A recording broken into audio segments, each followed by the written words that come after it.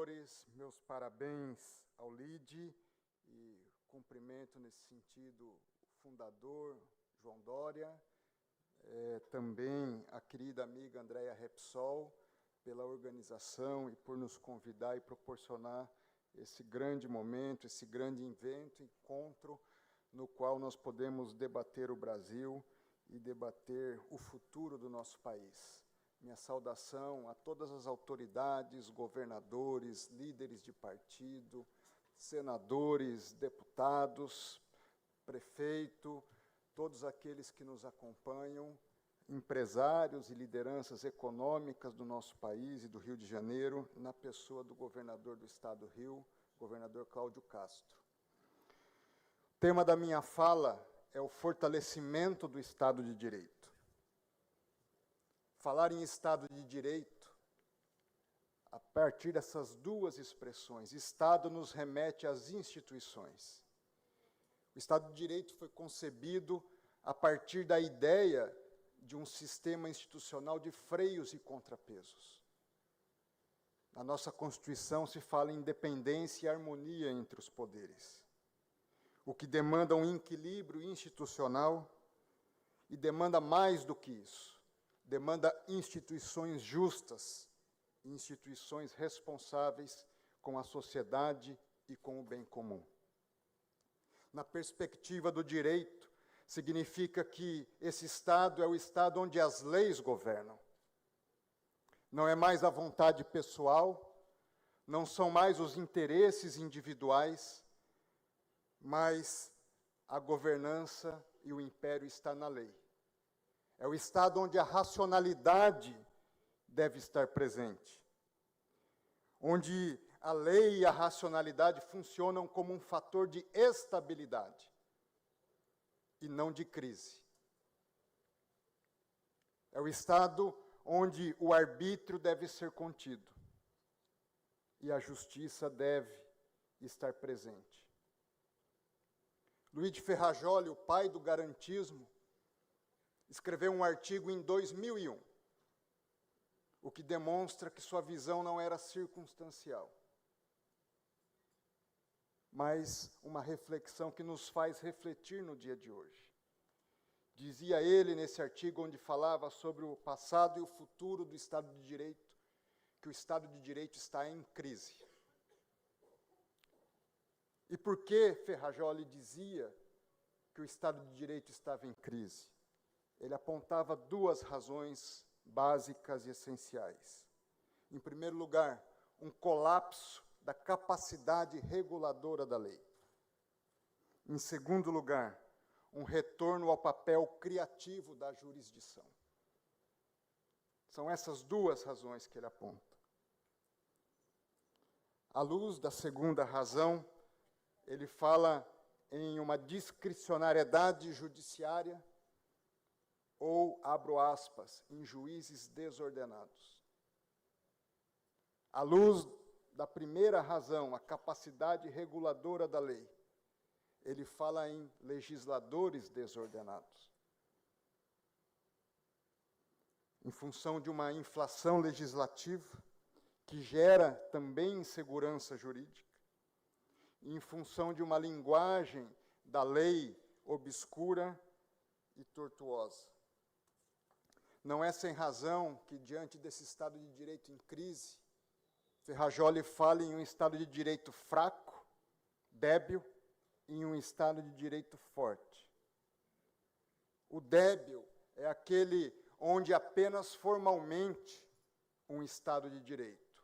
Há as instituições, essas instituições estão presentes, mas há uma crise entre poderes, de respeito à divisão dos poderes, e há uma crise no respeito aos direitos fundamentais e ao justo processo.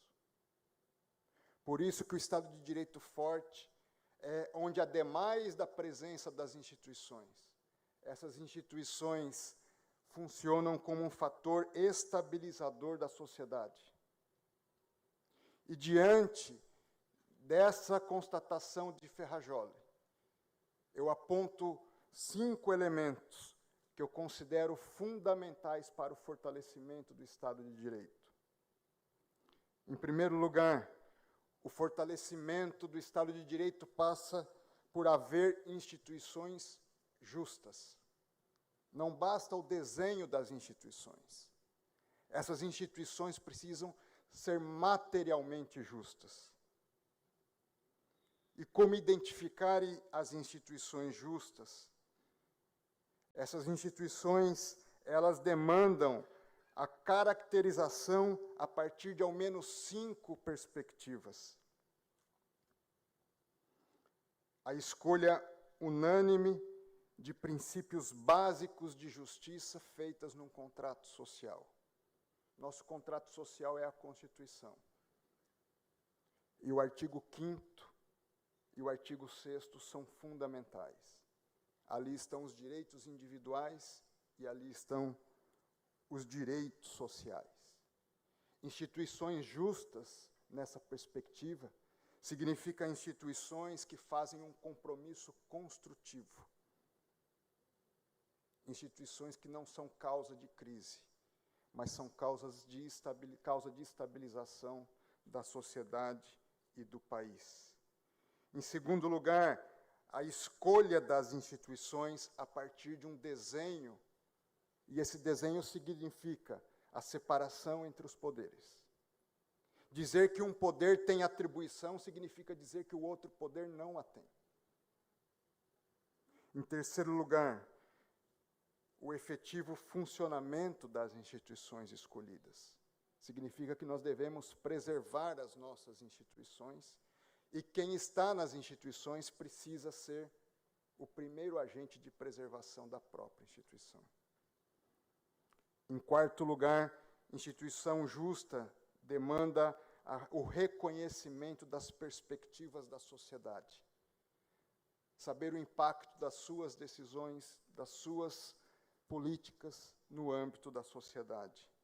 Significa abrir mão dos próprios interesses e interesses pessoais, interesses corporativos em favor do interesse do bem comum.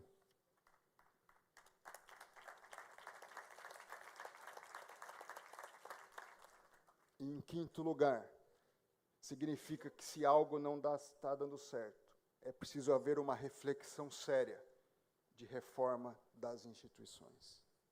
Não apenas uma reforma administrativa, mas uma reforma do Estado, que perpasse executivo, legislativo, judiciário, Tribunal de Contas, agências reguladoras, a fim de haver estabilidade e organicidade na sociedade brasileira.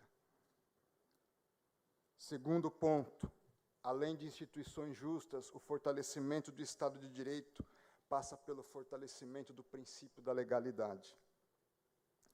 Ferrajoli fala que, dentro da crise do Estado de Direito, há uma crise do princípio da legalidade. Diz ele que expressões como o princípio da legalidade ou reserva da lei, hoje fazem cada vez menos sentido.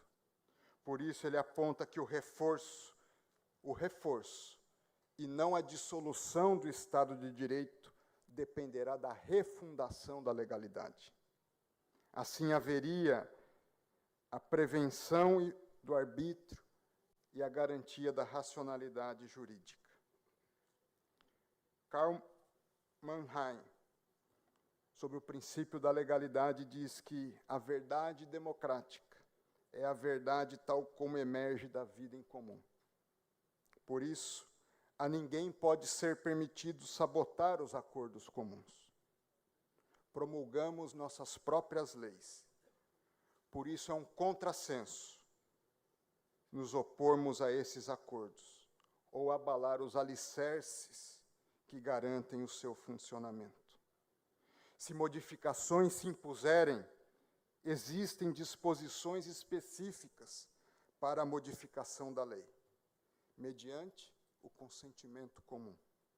A fidelidade à lei, portanto, consiste, em essência, na fidelidade aos procedimentos livremente escolhidos pela sociedade. A maior ofensa ao espírito da democracia consiste em romper esses procedimentos e aviltar os seus próprios métodos, ele diz. E mais, digo eu, em terceiro lugar, não basta instituições justas e princípio da legalidade fortalecido. O Estado de Direito fortalecido demanda uma autocontenção do Poder Judiciário. Tenho legitimidade para dizer isso, pois integro a mais alta corte do nosso país. O Estado de Direito não significa a prevalência da vontade ou das pré-compreensões dos intérpretes da lei. Eu tenho meus valores, eu tenho minhas pré-compreensões, mas eu devo servir a lei e a Constituição.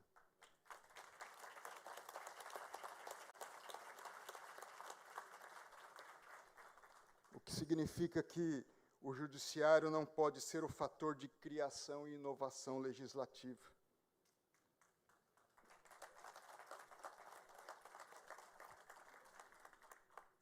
O Estado de Direito impõe a autocontenção, o que se contrapõe ao ativismo judicial.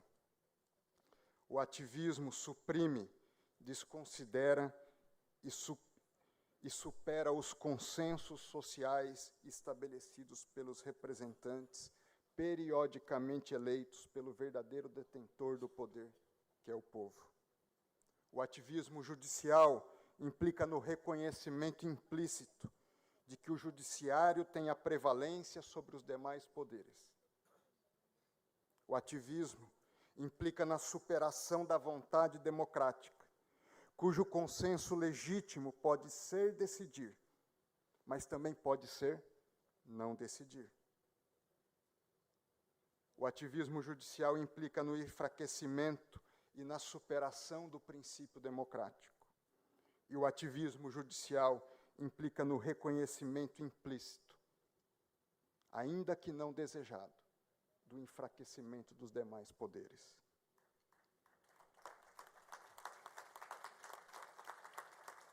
Se é verdade que o Estado de Direito forte, que nele o judiciário tem a prerrogativa de dar a última palavra, e essa é uma verdade, mas no Estado de Direito forte, o Poder Judiciário não tem a prerrogativa de dar a primeira e a última palavra. Essa situação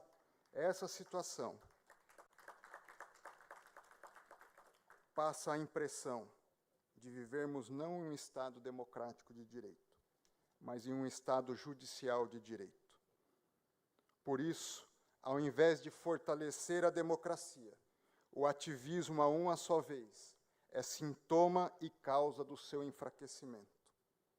É sintoma porque se parte do pressuposto de que os demais poderes não estão funcionando adequadamente. E pode ser que isso seja verdade. Mas também é causa, porque impede o indispensável amadurecimento dos demais poderes, que se sentem desobrigados a assumir as suas próprias responsabilidades, a partir das legítimas pressões exercidas pela sociedade, a fim de legislarem, ainda que tomando decisões difíceis, e a fim de construírem por o bem comum. Mas também, em quarto lugar, o fortalecimento do Estado de Direito passa pela garantia do justo processo. O justo processo impõe apenas, ao menos, 2 níveis para as vozes presentes na sociedade. Em segundo lugar, além da imparcialidade, o justo processo demanda uma avaliação racional e reflexiva. Amartya Sen, ganhador do Prêmio Nobel da Paz, Prêmio Nobel de Economia e autor de um livro, A Ideia da Justiça, diz que a justiça é uma questão de racionalidade, que a análise correta demanda a consideração dos interesses nacionais numa perspectiva global, demanda uma atuação responsável e demanda a consideração mais ampla possível do bem comum e do interesse público. Dentro dessa perspectiva, eu passo para o quinto elemento que eu considero fundamental para o fortalecimento do Estado de Direito. Que o fortalecimento passa pela garantia das liberdades básicas do cidadão. Garantir as liberdades básicas significa que ninguém pode ser obrigado a fazer ou deixar de fazer algo, senão em virtude de lei. É o que diz a nossa Constituição. Significa que se deve garantir a livre iniciativa e o empreendedorismo sem intervencionismos indevidos, não justificados, ilegais ou desproporcionais. Significa que a regulação do setor privado visa, de forma conjunta e recíproca, incentivar o desenvolvimento do setor regulado e, ao mesmo tempo, garantir que esse serviço seja realizado com qualidade e respeito ao direito dos seus usuários. Significa garantir que os cidadãos possam livremente se expressar e emitir suas opiniões, defender suas ideias sem censura direta ou indireta, isto é, sem medo de serem perseguidos por suas falas públicas ou de terem suas falas privadas expostas de maneira ilegítima. Nesse sentido, o ministro Celso de Mello, quando do julgamento da reclamação 18.566, deixou registrado que, em diversas ocasiões, ou diversas decisões, que o exercício da jurisdição não pode converter-se em uma prática judicial inibitória, muito menos censória da liberdade constitucional de expressão e de comunicação. Isso não tem apenas uma dimensão privada. Liberdade de expressão não é apenas uma dimensão de um direito individual. Ele tem uma dimensão pública. Porque sem liberdades de expressão e de opinião, não há democracia.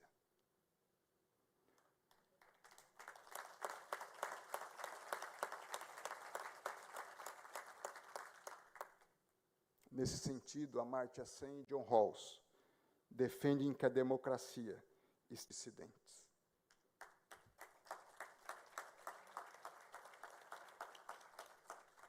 Assim, a democracia está diretamente relacionada ao livre exercício da razão pública. Não há democracia se as liberdades de expressão e de opinião estão cerceadas de maneira direta ou indireta. Eu concluo. Como eu disse, o fortalecimento do Estado de Direito passa por haver instituições justas, pelo fortalecimento do princípio da legalidade, pela autocontenção do poder judiciário, pela garantia do justo processo e pela garantia das liberdades básicas do cidadão. E digo, para isso, nós todos, precisamos fazer um compromisso público de que o bom juiz, ele tem que ser reconhecido pelo respeito, não pelo medo. Que as suas decisões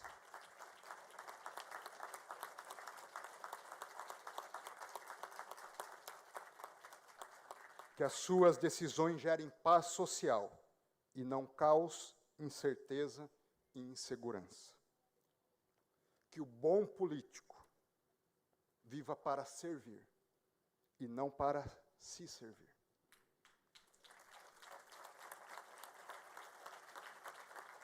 E que as suas ações busquem o bem comum e não o próprio bem. Que o bom empresário busque empreender para gerar bem-estar para si e também para os seus colaboradores e para o país. Que ele atue para dar sentido à sua própria vida e não para valer-se da vida dos outros. E que nós todos, com bons propósitos e espírito público, mudemos não só a nossa própria história, mas com ela, juntamente, a história de um povo e de um país carente de grandes líderes. Que Deus nos abençoe.